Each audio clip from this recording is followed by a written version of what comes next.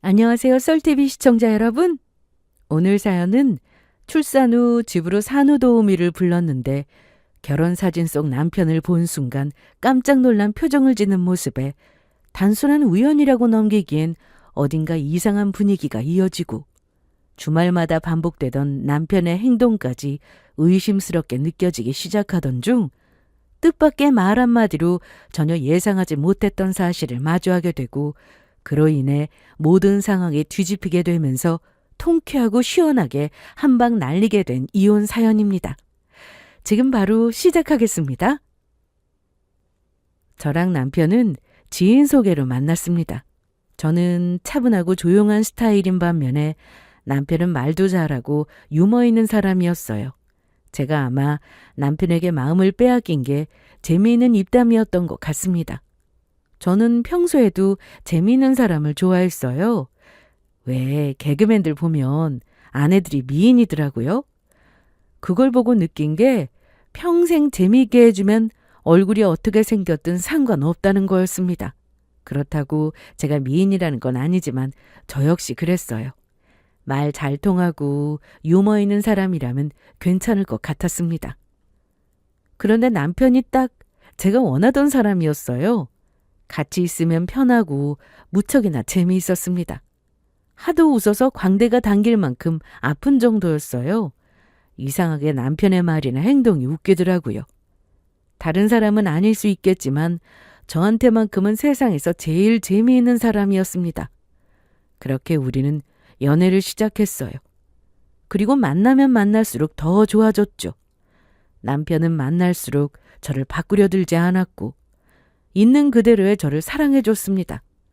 어떻게 보면 제가 조용한 성격이라 재미없을 수도 있는데 남편은 그런 제 성향을 좋게 봐줬어요. 여러분, MBTI 아시죠? 저는 내향인인데 남편은 파워 외향인입니다. 그래서 어떻게 보면 성향이 안 맞아서 피곤할 수 있지만 우리는 괜찮았어요. 제가 조금 피곤해하거나 기 빨리는 것 같으면 남편이 알아서 조절해줬습니다. 제가 힘들지 않게 템포를 맞춰줬다고 해야 하나요? 저도 심각한 내향인은 아니라서 남편과 어느 정도 재미있게 놀면서 지냈습니다. 연애하는 내내 큰 싸움도 없었고 서로서로 피곤하게 만들지 않는 관계였기 때문에 결혼 이야기도 자연스럽게 나왔습니다. 나이도 있었고 굳이 시간을 끌 이유도 없었습니다. 양가 부모님께 인사를 드리고 절차대로 준비해서 결혼식을 올렸습니다. 크게 무리하지 않고 딱 필요한 것만 챙겨서 우리 수준에 맞게 단정하게 준비했던 결혼이었어요. 결혼식 날 남편이 제 손을 꼭 잡고 앞으로 우리 예쁜 가정 꾸리면서 진짜 잘 살자고 말했는데 그때 그 표정이 아직도 기억납니다. 그때까지만 해도 저는 정말 이 사람이랑은 오래 잘 살 수 있을 거라고 믿었어요. 결혼하고 몇 달 뒤 저는 임신을 했습니다. 우리는 나이가 있기 때문에 결혼하고 빨리 아이를 갖는 게 목표였어요. 그래서 결혼하자마자 정말 노력을 많이 했습니다. 그리고 성공적으로 임신을 하게 된 거죠. 처음 테스트기에 2주를 봤을 때 이게 정말 진짜인가 하면서도 뭔가 믿기지 않고 얼떨떨하더라고요. 하지만 곧 큰 기쁨을 느꼈습니다. 남편은 쑥스러운 듯 웃으면서도 은근히 들떠 있었고 저도 우리가 진짜 가족이 되는구나 하는 실감이 나기 시작했습니다. 그렇게 저는 태교에 전념했어요. 그리고 임신하고 나서 몇 달 뒤에 남편에게 새로운 취미가 생겼습니다. 그건 바로 사진 촬영이었어요. 남편은 연애할 때부터 카메라에 관심이 많았어요. 처음엔 그냥 사진 예쁘게 찍는 걸 좋아하는 정도였는데 혼자 독학도 하고 유튜브로 촬영 기법을 찾아보면서 이것저것 따라하더니 결혼하기 전부터는 본격적으로 배우기 시작했습니다. 렌즈를 하나씩 늘리고 조명도 사고 편집 프로그램도 배우고 점점 취미가 아니라 전문적인 일을 하는 사람처럼 보일 정도로 열정이 대단했어요. 결혼하고 나서는 그 취미가 한 단계 더 올라갔습니다. 어차피 장비도 있겠다 비싼 돈 주고 산 건데 그냥 취미로만 쓰면 아깝다면서 결혼이나 돌잔치 촬영 알바를 하고 싶다고 했어요. 남편 주변에 있는 지인분들도 주말마다 아르바이트식으로 사진 촬영을 하시는데 남편한테도 한번 해보라면서 바람을 넣은 것 같더라고요. 저는 사실 내키지는 않았지만 남편이 워낙 좋아하는 취미이기도 하고 또 들어보니까 벌이가 나름 쏠쏠하더라고요. 가뜩이나 아이 낳으면 들어갈 돈이 한두 푼이 아니잖아요. 돈도 벌고 취미생활도 원 없이 하고 일석이조라고 생각했습니다. 제가 하지 말란다고 안 할 사람도 아니고 워낙 활동적인 사람이고 저는 그런 남편을 크게 터치하지 않았기 때문에 알겠다고 했어요. 그렇게 남편은 촬영 아르바이트를 시작했습니다. 처음에는 아르바이트 건수가 그리 많지 않았어요. 한 달에 한두 번 정도였습니다. 그래도 남편은 크게 만족하는 듯 했어요. 아무래도 용돈벌이도 되고 경험도 쌓고 무엇보다 자신이 좋아하는 취미로 돈까지 번다는 게 꽤 즐거워 보였습니다. 이때 저는 임신 초기였고 남편의 취미 생활에 큰 터치를 안 했어요.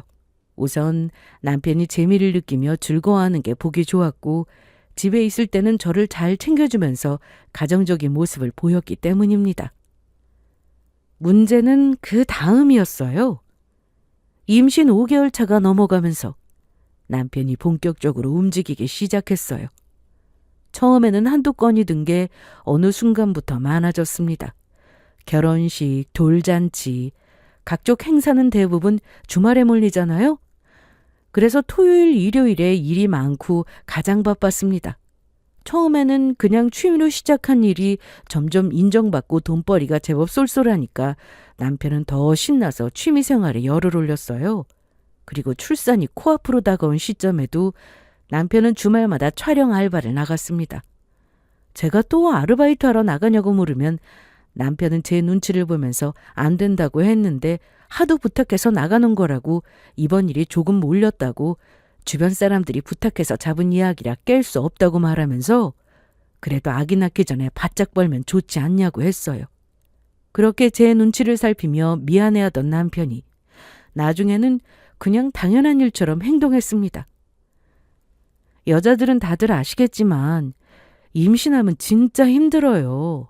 그 무거운 몸으로 저는 거의 혼자 주말을 보내야 했습니다. 병원 진료도 저 혼자 가는 날이 대부분이었고요. 남편은 토요일 새벽부터 장비 가방을 들고 나가고 밤늦게 들어오거나 가끔은 지방 촬영이라 늦을 것 같다는 말까지 했습니다. 그러면서도 남편은 늘 같은 표현을 썼어요. 나 주말에 촬영하러 가. 나중에 당신하고 우리 아이한테 조금이라도 좋은 거 해주려고 열심히 일하는 거야. 이게 다 우리 가정을 위해서 이런 거 알지? 남편은 정작 주말에 제 곁에 있어주지 못하면서 이 모든 건 다 우리 가정을 위한 일이라고 했습니다. 그 말이 점점 익숙해질수록 저는 마음 한쪽이 서서히 불편해지기 시작했어요. 아무리 행사가 주말에 많다고 하지만 이렇게까지 밖으로 돌 정도로 바쁜가? 아무리 그래도 하루는 나랑 좀 있어주면 안 되나? 임신한 아내를 두고 나가는 게 불안하지도 않나? 싶었어요. 그래서 이 문제로 서운해서 남편에게 툴툴거린 적도 많았습니다.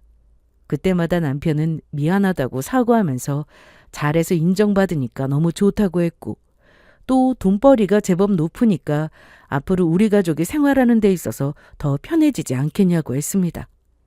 남편의 말을 이해하지만 서운함을 어쩔 수 없었어요. 임신하다 보니까 여러 가지로 예민해지고 평소에 쉽게 넘어갈 일도 감정적으로 행동하게 되더라고요. 그래도 저는 이해하려고 노력했습니다. 남편 말대로 이게 다 우리 가정을 위한 일이라고 생각했어요. 무엇보다 남편이 좋아하는 일이고 아빠가 되기 전에 뭔가 해보려는 욕심일 수도 있으니까 바쁘게 사는 게 오히려 책임감 있는 거라고 긍정적으로 생각했습니다. 이때까지만 해도 몰랐죠. 남편의 이런 말과 행동이 다 거짓이었다는 것을 말입니다. 그 주말 촬영이 단순한 부업이 아니라 제 인생을 뒤집어 놓을 복선인 줄은 정말 꿈에도 몰랐어요. 어쨌든 저는 주말마다 촬영하러 나가는 남편이 서운하면서도 이해하려고 했습니다. 그런데 출산 예정일이 코앞으로 다가오니까 제가 점점 예민해지고 불안해지더라고요.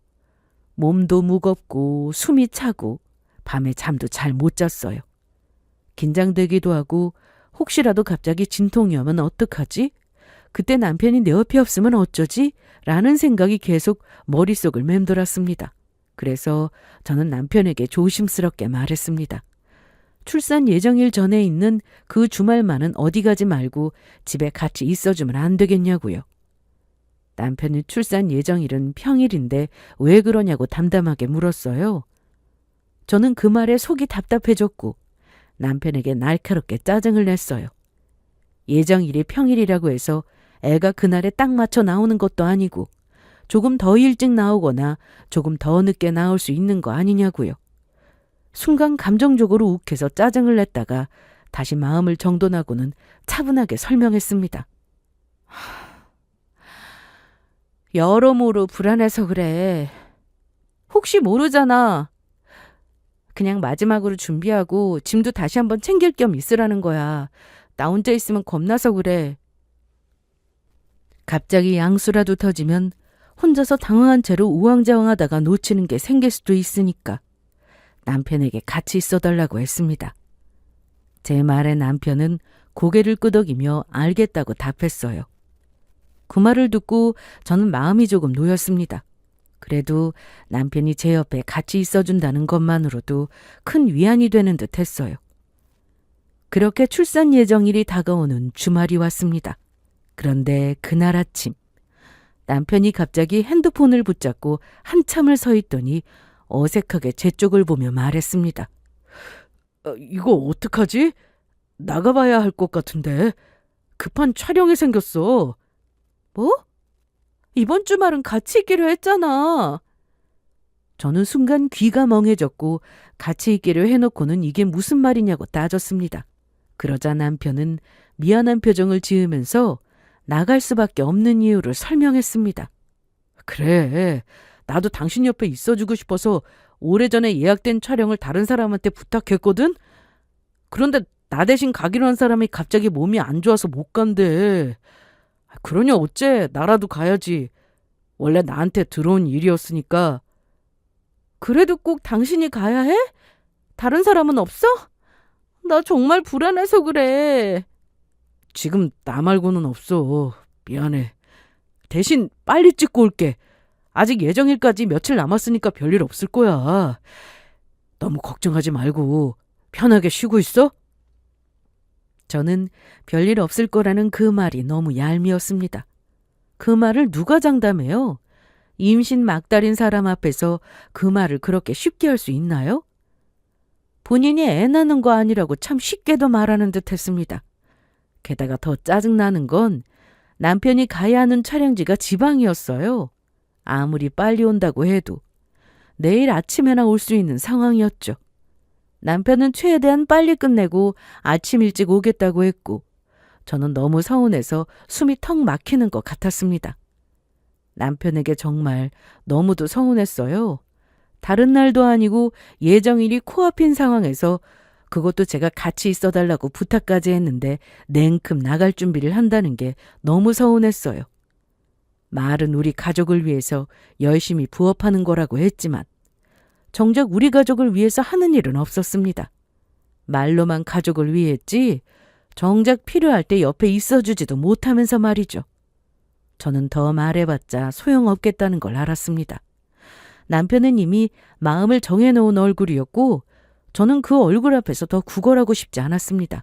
그러고는 남편은 카메라 가방을 들고 아무렇지 않게 현관문을 열었습니다. 저는 그 문이 닫히는 소리를 듣는 순간 갑자기 눈물이 확 올라왔습니다. 출산까지 얼마 안 남은 아내를 두고 조금의 걱정도 없이 나가는구나. 이 사람은 끝까지 자기 일이 우선이구나. 이런 생각을 하며 그렇게 혼자 남게 되었어요. 허무함과 속상함에 기분이 안 좋았고 몸은 저절로 처졌습니다. 그리고 그날 저녁이 되자 제 몸이 점점 이상해지기 시작했어요. 처음에는 단순한 배 뭉침인 줄 알았습니다. 종종 배가 뭉치기도 하니까요. 그렇다고 병원에 갈 정도로 막 아픈 건 아니었고 살짝살짝 배가 뭉치는 게 느껴졌어요. 그래서 처음에는 대수롭지 않게 생각했는데 점점 통증이 심해지더라고요. 그때 뭔가 이상함을 느꼈습니다. 허리가 묵직하게 당기고 아랫배에 이상한 느낌이 들었어요. 아무래도 안 되겠다는 생각에 혼자라도 병원에 가려고 준비하는데 그 순간 양수가 터진 걸 확인했습니다.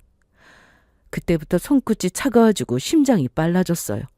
아무리 불안해도 아직 예정일까지 며칠 남았으니까 애써 괜찮을 거라고 스스로를 위로했는데 불안함 제 예감이 맞았습니다. 남편이 없는 상황에서 저는 양수가 터졌고 진통이 몰려왔어요. 힘겹게 몸을 챙기며 택시를 잡아타서 병원으로 향했습니다. 택시 기사님은 진통하는 저를 걱정하며 안전하면서 신속하게 병원으로 이동해 주셨어요.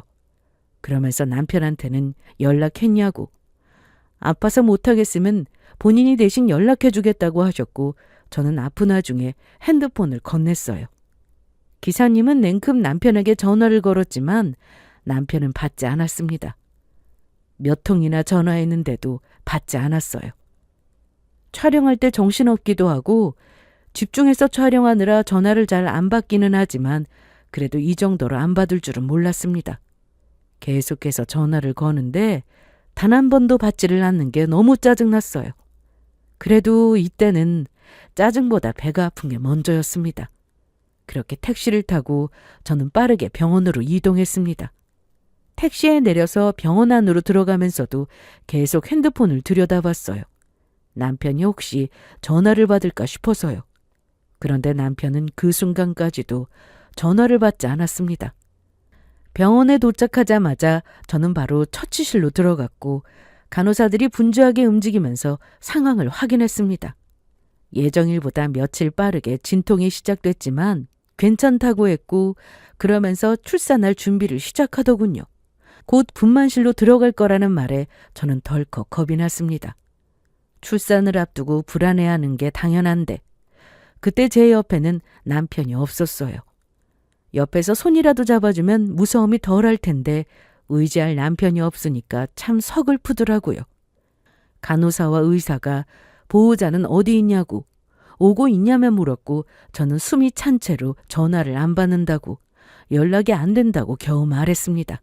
그러자 간호사 표정이 잠깐 굳더니 본인이 계속 연락해본다고 말했어요. 그리고 진통은 점점 강해졌습니다. 숨을 들이마시고 내쉬고 이를 꽉 깨물고 버티는데도 통증이 계속 밀려왔습니다. 온몸이 땀범벅이 됐고 손끝이 저릴 정도로 힘이 빠졌어요. 그 와중에도 저는 남편 생각이 났습니다. 혹시나 남편에게 연락이 된 건가? 궁금해서 간호사에게 물어보면 아직 연락이 안 됐다는 답변만 돌아왔어요. 이제나 저제나 연락될까 기다렸지만 남편은 끝내 전화를 받지 않았습니다. 뭐가 그리 바쁜지 감각무소식이었어요. 전화는 계속 연결음만 울리다가 끊겼고 메시지도 읽지 않았습니다. 결국 간호사가 제 곁으로 와서 조심스럽게 말했습니다. 다른 보호자 없을까요? 계속 전화해보고 있는데 남편분이 전화를 안 받으세요. 저는 이를 악물고 고개를 끄덕였고 결국 친정 부모님께 연락했습니다. 지금 이 상황이 너무 비참했어요. 애 낳는 날 남편 없이 친정 부모님을 급히 부르는 제 모습이요. 얼마 지나지 않아 친정 부모님이 병원으로 달려오셨습니다. 아빠는 숨이 차서 말을 제대로 못하셨고 엄마는 제 손을 잡으면서 울먹이셨습니다. 그러고는 괜찮다고 엄마 여기 있다고 말씀하시면서 연신 제 땀을 닦아주셨어요. 그 말에 저는 그제야 눈물이 확 터졌습니다. 진통 때문에 아픈 건 참을 수 있었는데 혼자였다는 사실이 너무 서러웠습니다.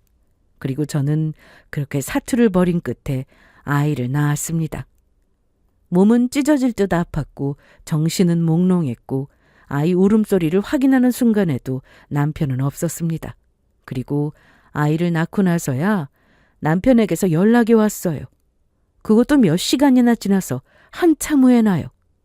전화가 울리는 걸 보는데 짜증이 먼저 올라왔습니다. 지금 와서 전화 온 게 너무 짜증나서 전화 받지 않았습니다. 받고 싶지도 않았고 말도 섞기 싫었어요. 그리고 저는 아이 낳은 것도 말하지 않았습니다. 제가 말 안 해도 결국 알겠지만 그때만큼은 그 인간에게 제 소식을 전해주고 싶지 않았습니다.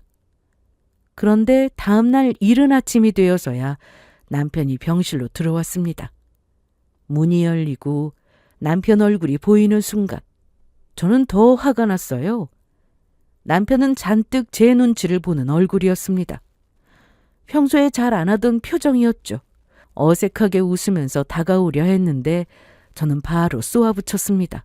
그 잘난 촬영이나 계속할 것이지 여긴 뭐하러 왔냐고 막 따지니까 남편은 당황스러운 얼굴로 안절부절 못하더군요. 저는 그 얼굴이 더 꼴보기 싫었습니다. 제가 애 낳았다는 걸 제가 말하지 않았는데도 알고 있는 걸 보니 친정부모님이 연락하신 게 분명했어요. 저는 남편에게 꼴도 보기 싫다면서 여기서 나가라고 더 차갑게 말했습니다. 남편은 제 말에 얼굴이 빨개지더니 급하게 사과했어요. 여보, 미안해. 내가 진짜 너무너무 미안해. 미안하다고 사과하면 다야? 정작 필요한 순간 옆에 있어주지도 못했으면서 임신 내내 밖으로만 돌다가 애 낳는 순간까지 내 옆에 없는 게 말이 되니? 말하면 말할수록 속이 뒤집혔습니다. 저는 숨이 차서 제대로 말도 못하면서 그래도 끝까지 퍼부었습니다. 그러자 남편은 갑자기 울먹이더니 제 앞에 무릎을 꿇었어요. 차디찬 바닥에 무릎을 꿇고 눈물을 흘리면서 사과했습니다. 내가 진짜 잘못했어. 나는 하필 내가 없는 그 순간에 애가 나올 거라고는 상상도 못했어. 당신 옆을 지켜야 했는데 그렇지 못해서 미안해. 남편은 정말 제 옆에 있어주고 싶었는데 도저히 모른 척할 수 없는 촬영권이라 하는 수 없이 간 거라고 했어요. 오래전에 예약한 거기도 하고 하필 직장 상사가 부탁한 거라 안 갈 수 없는 상황이었다고 했습니다.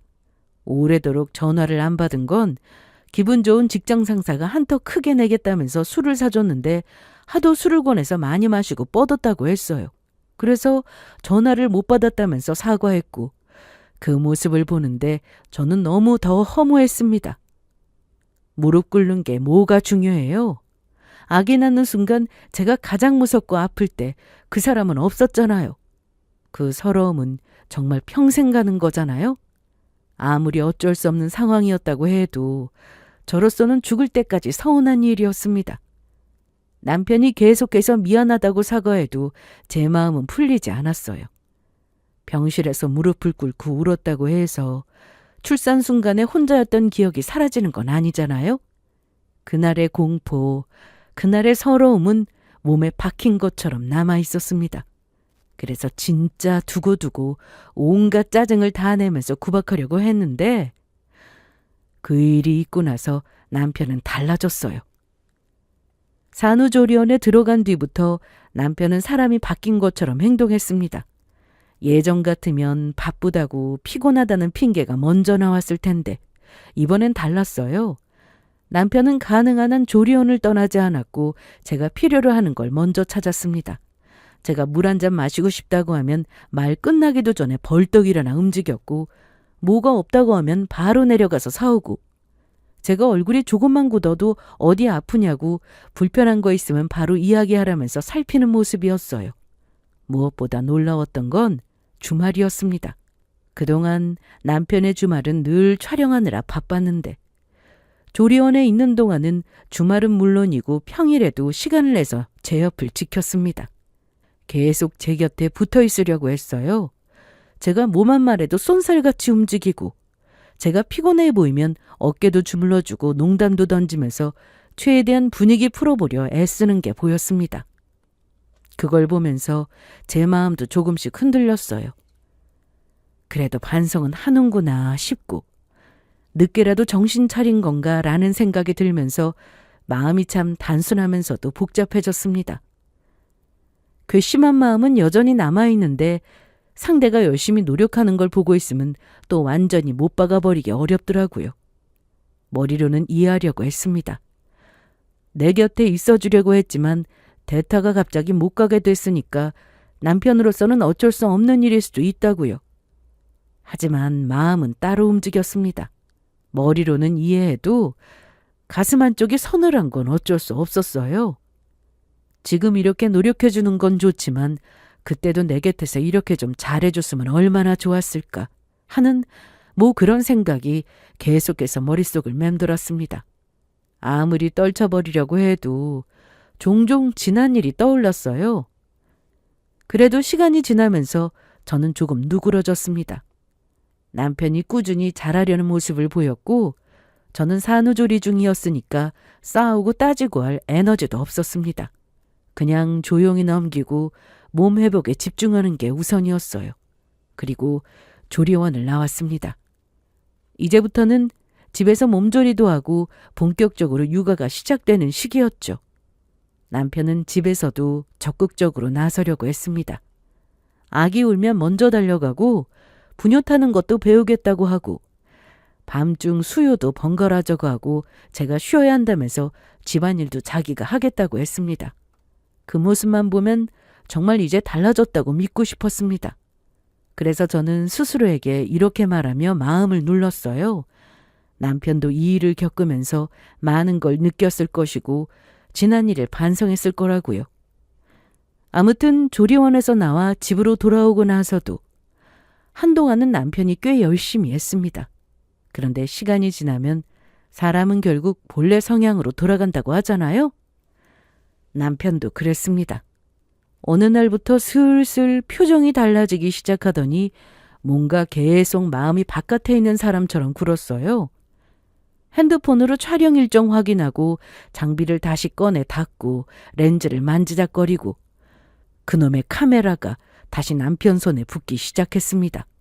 그리고 결국 남편이 조심스럽게 말을 꺼냈어요.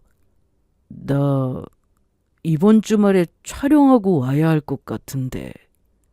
저는 그 말을 듣는 순간 속이 확 뒤집혔습니다. 아직 제 몸도 완전히 회복된 게 아니었고 집에서 혼자 육아하는 것도 하루가 다르게 벅찼거든요. 솔직히 아직 서운함이 다 풀린 게 아니었기에 어느 정도는 같이 해줄 거라는 기대가 있었습니다. 그런데 남편은 또 촬영 이야기를 꺼냈어요. 그래서 또 그놈의 촬영냐고 신경질을 부렸습니다. 뭐? 촬영? 요즘 웬일로 조용하다 했어. 나 아직 몸도 덜 회복됐고 애도 봐야 하는데 이 상황에 촬영하러 가야겠니? 진짜 양심이라는 게 없어?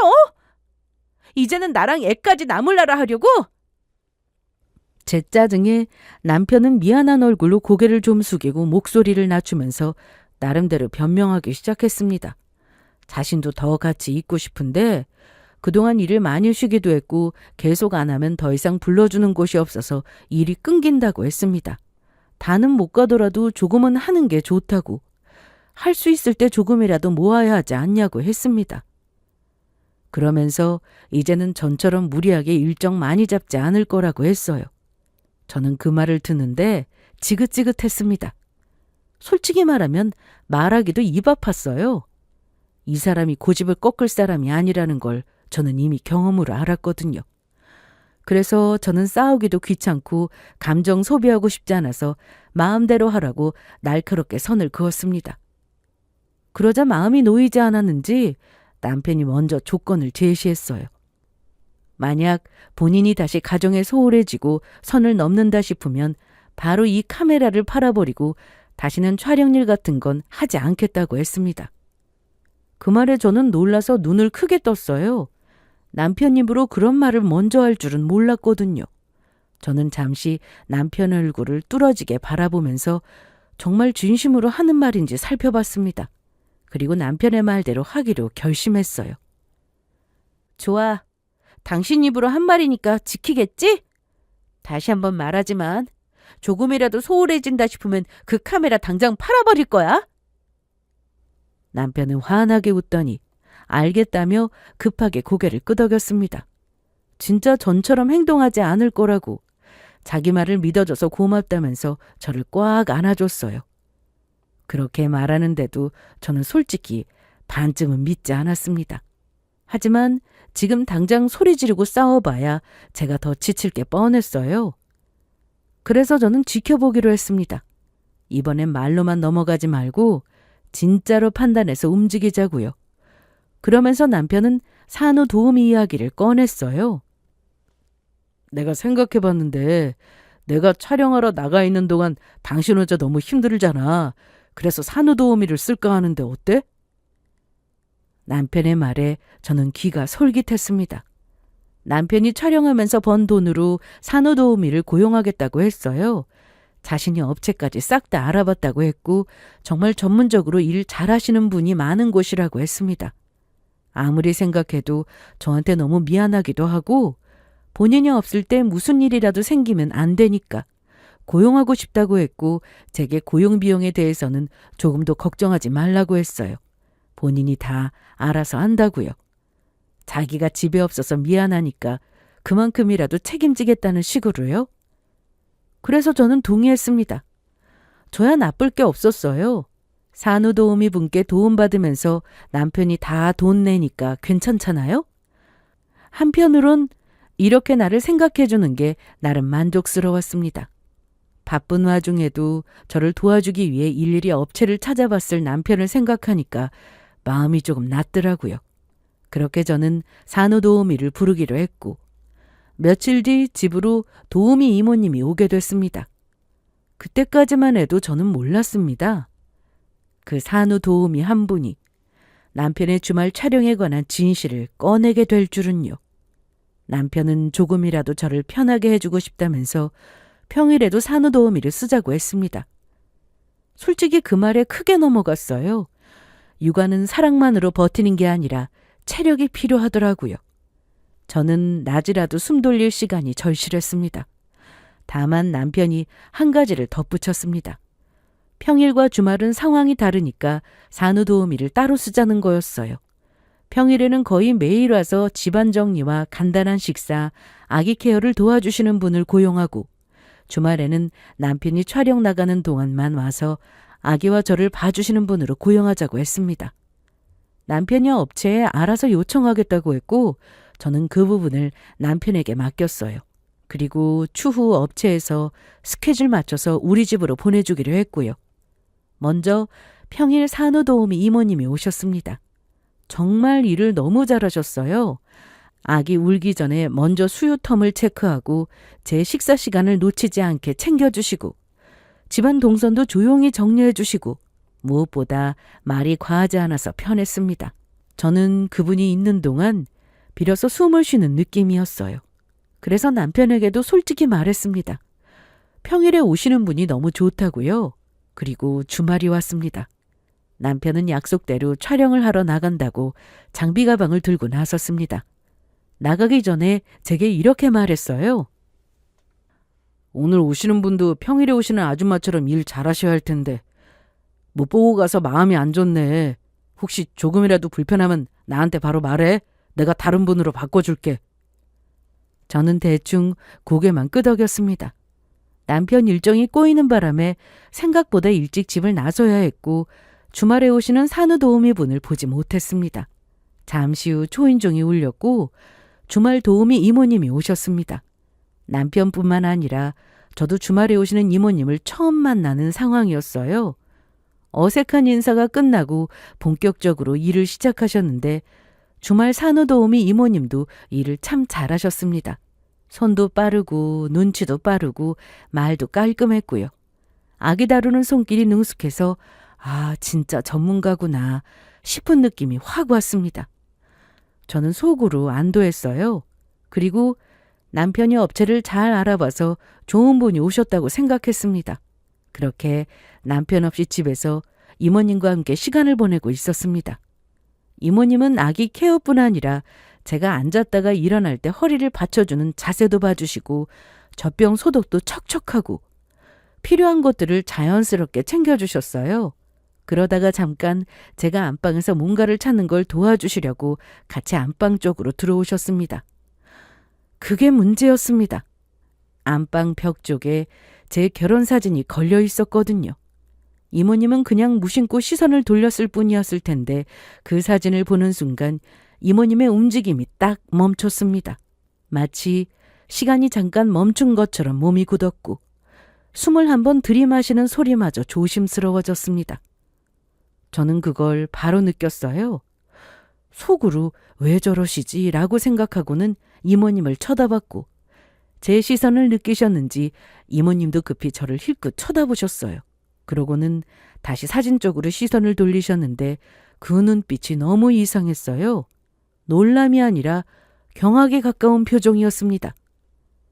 도우미 이모님의 반응이 너무 심상치 않아서 저는 조심스럽게 물었습니다.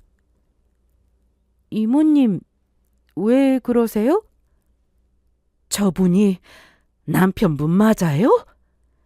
이모님은 잠깐 입술을 꾹 다물더니 사진을 한 번 더 보고는 저를 바라봤습니다. 그리고 아주 조심스럽게 남편이 맞냐고 되물으셨어요. 그리고 이렇게 물어보는 이모님의 표정이 너무도 이상했습니다. 그냥 예의상 물어보는 게 아니었거든요. 표정이 정말 너무도 진지했어요. 저는 제 남편이 맞다고 했고 그건 왜 물어보시냐고 하자 이모님은 바로 아무것도 아니라면서 손사래를 쳤습니다. 아무 일 아닌 척하려는 사람 특유의 억지로 눌러놓은 표정이었어요. 그 뒤로 이모님의 표정과 행동이 눈에 띄게 달라졌습니다. 말수가 확 줄었고 아기를 돌보는 손은 여전히 능숙한데 눈빛이 계속 흔들렸습니다. 무슨 생각을 하는지 모르겠는데 자꾸만 멍하게 한 곳을 바라보거나 입술을 깨물고 한숨을 삼키는 모습이 보였어요. 저는 이모님이 뭔가를 알고 있다는 확신이 들었습니다. 남편 얼굴을 보고 크게 놀란 걸 제 눈으로 직접 봤으니까요. 그래서 아이를 재운 다음에 집안이 조용해졌을 때 이모님에게 물 한 잔을 내어드리고 조심스럽게 말을 꺼냈습니다.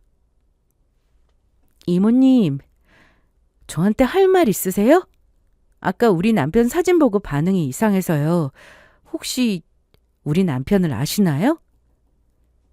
이모님은 화들짝 놀라며 그런 거 없다고 말씀하셨지만 제 눈은 속일 수 없었습니다.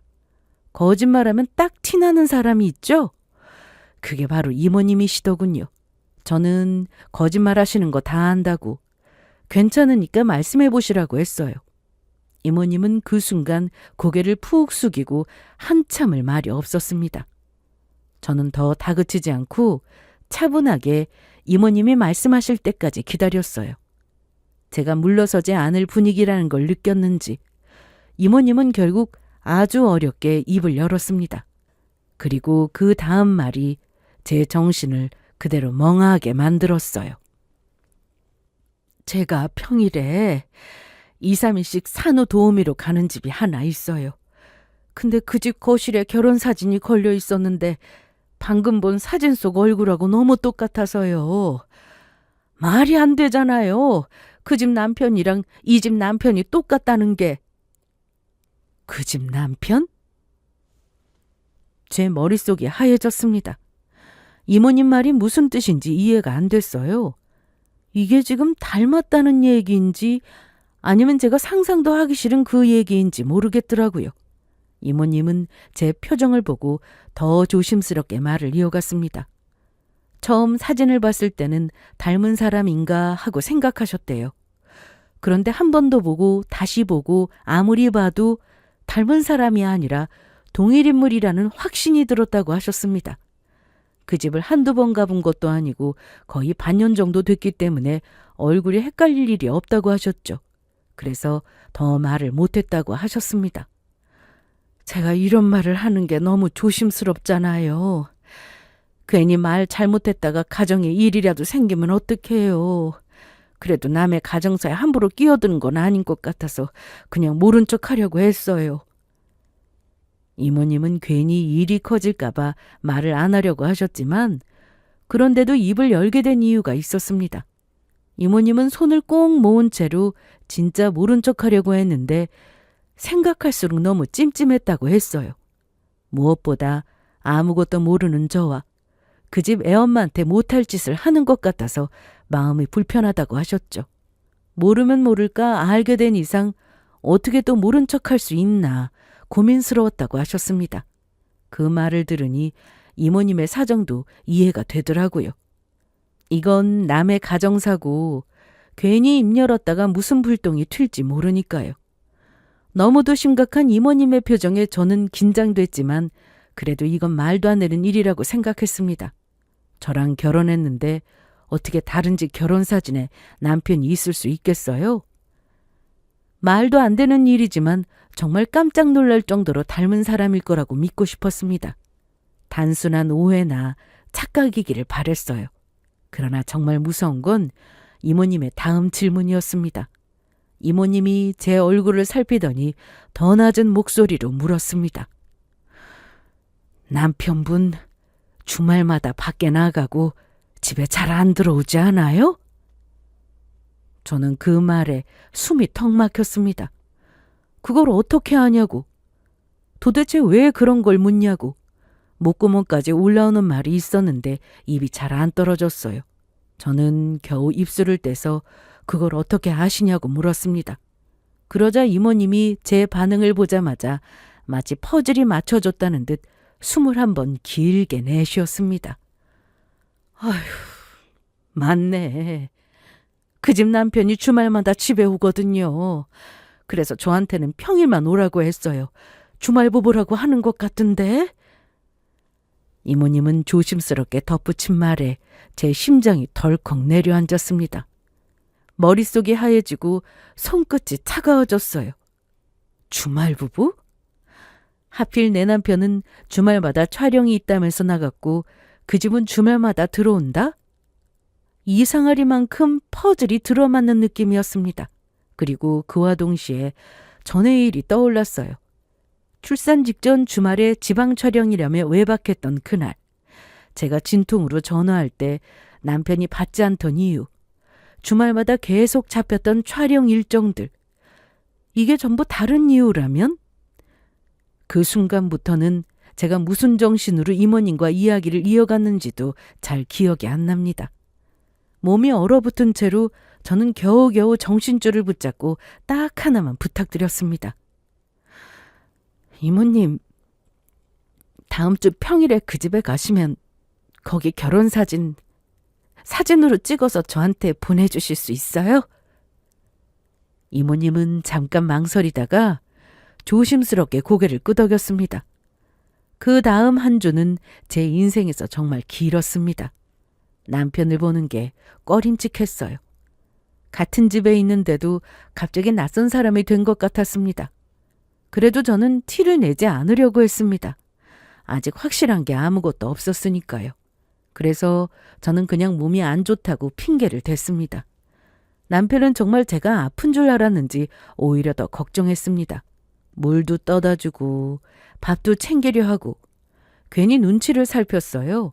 저는 그 모습이 더 꼴보기 싫었습니다. 그리고 드디어 평일이 됐습니다. 그날 오후 이모님에게 문자가 왔습니다.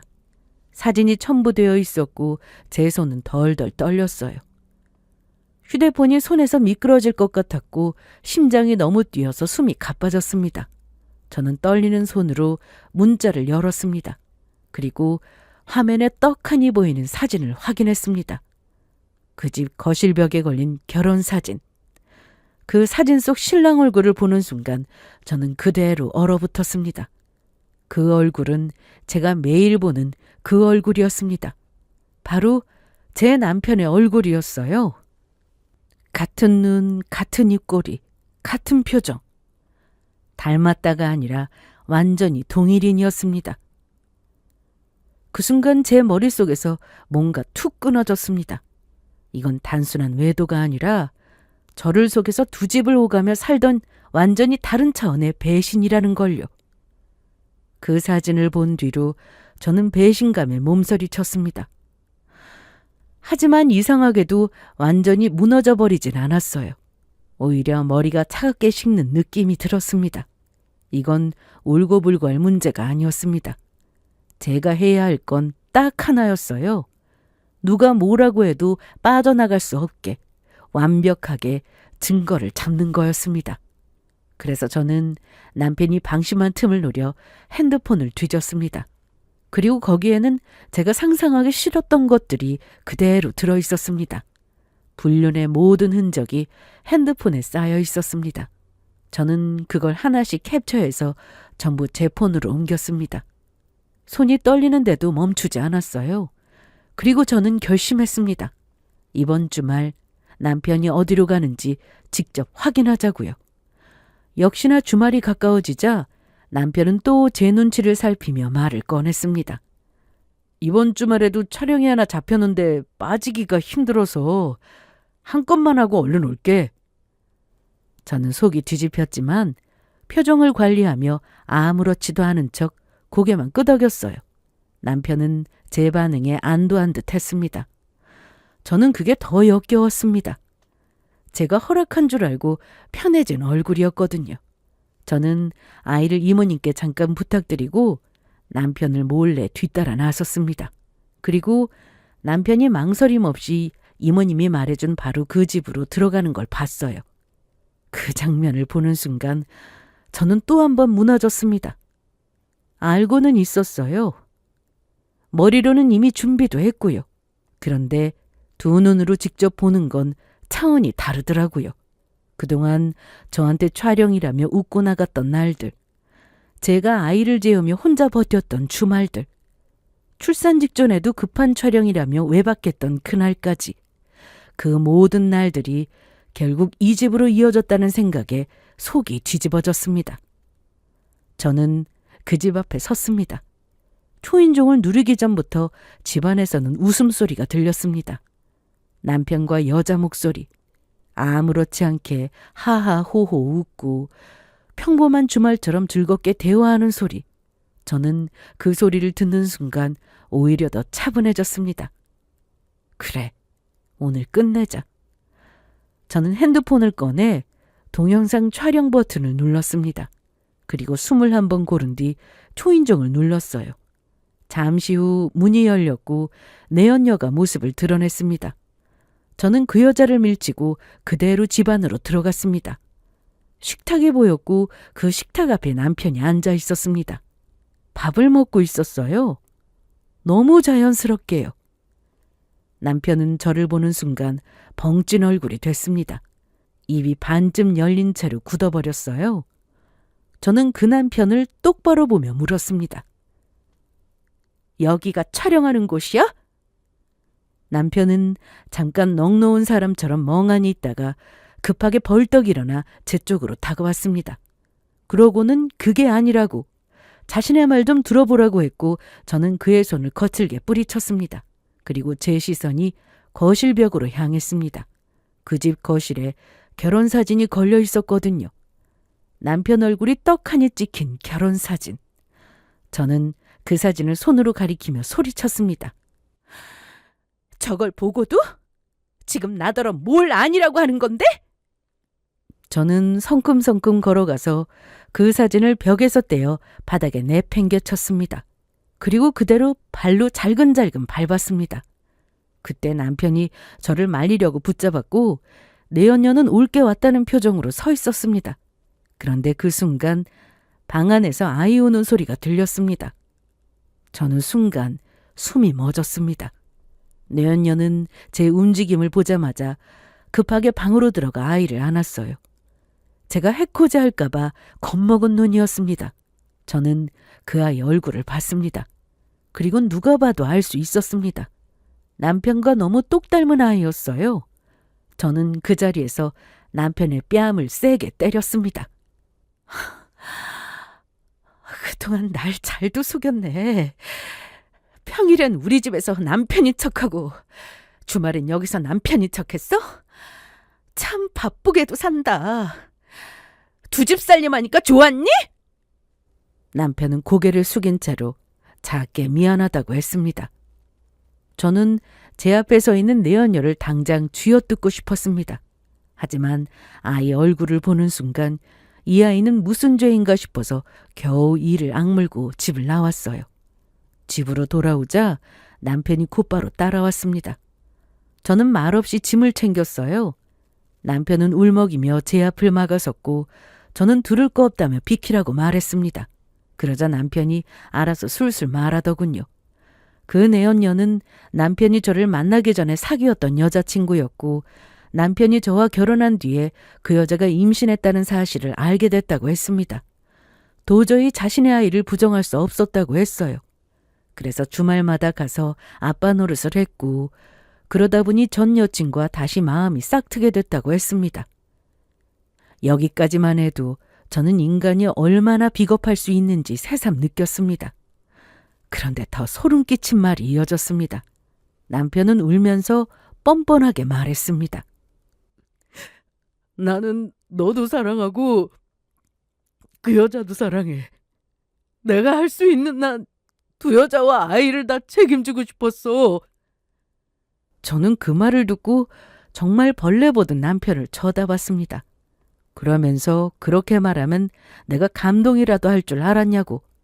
너는 그냥 두 여자 다 거느리고 싶은 더러운 불륜남일 뿐이라고 말했어요. 그리고 설령 결혼 전에 임신을 했다 쳐도 그걸 숨기고 두 집 살림을 하는 게 말이 되냐고. 나한테 진작 말했어야 할 문제라고 했습니다. 그리고 저는 단호하게 이혼하자고 말했습니다. 증거 다 있으니 발뺌할 생각하지 말라는 말과 함께 아이를 안고 친정집으로 들어갔어요. 그 뒤는 순식간이었습니다. 친정도 뒤집혔고 시댁도 발칵 뒤집혔습니다. 더 기가 막힌 건 시모가 그 내연녀를 원래부터 엄청 싫어했다는 사실이었습니다. 결혼도 뜯어말릴 정도로 반대했어요. 이유는 그 여자가 고아였고 한때 술집에서 일했다는 소문이 있었다고요. 그래서 절대 며느리로 못 들인다고 일을 갈았다고 했습니다. 그러면서 내연녀가 낳은 아이는 손자가 아니라면서 부정했대요. 죽어도 그 여자와 아이를 인정하지 않겠다고 했습니다. 결국 그 여자는 시댁에서 사람 취급도 못 받고 계속 괴롭힘을 당하다가 아이를 데리고 사라졌습니다. 남편은요? 남편은 결국 혼자가 됐습니다. 저한테 다시 찾아와 빌고 매달리고 약한 모습을 보였지만 저는 눈 하나 깜짝하지 않았습니다. 아이도 보여주지 않았어요. 지금 저는 아이와 조용히 잘 지내고 있습니다. 남편이 주말마다 사라지는 이유는 촬영이 아니라 그 집이었습니다. 그리고 그 진실을 알게 된 순간부터 저는 더 이상 제 인생을 속인 사람에게 한 번도 기회를 주지 않기로 했습니다. 이번 일을 겪고 진짜 무서운 건 사람이라고 생각됩니다. 거짓말을 숨쉬듯 하는 사람, 두 집을 오가면서도 아무렇지 않게 웃는 사람, 들켜도 변명으로 포장하는 사람 말이에요. 혹시 이 글을 보시는 분들 중에 요즘 남편이 혹은 연인이 유난히 바쁘다면서 주말마다 사라지고 핸드폰을 숨기고 말투가 달라지고 설명이 자꾸 앞뒤가 맞지 않는다고 느끼신다면 그 감각을 제발 무시하지 마세요. 의심은 죄가 아니고 확인하는 건 내가 나를 지키는 방법이었습니다. 여러분은 저와 같은 일을 겪지 않기를 바라면서 이만 글을 마치도록 하겠습니다. 여러분의 하루가 부디 덜 외롭고 더 안전하길 바랍니다. 그럼 지금까지 저의 긴 사연을 들어주셔서 감사합니다.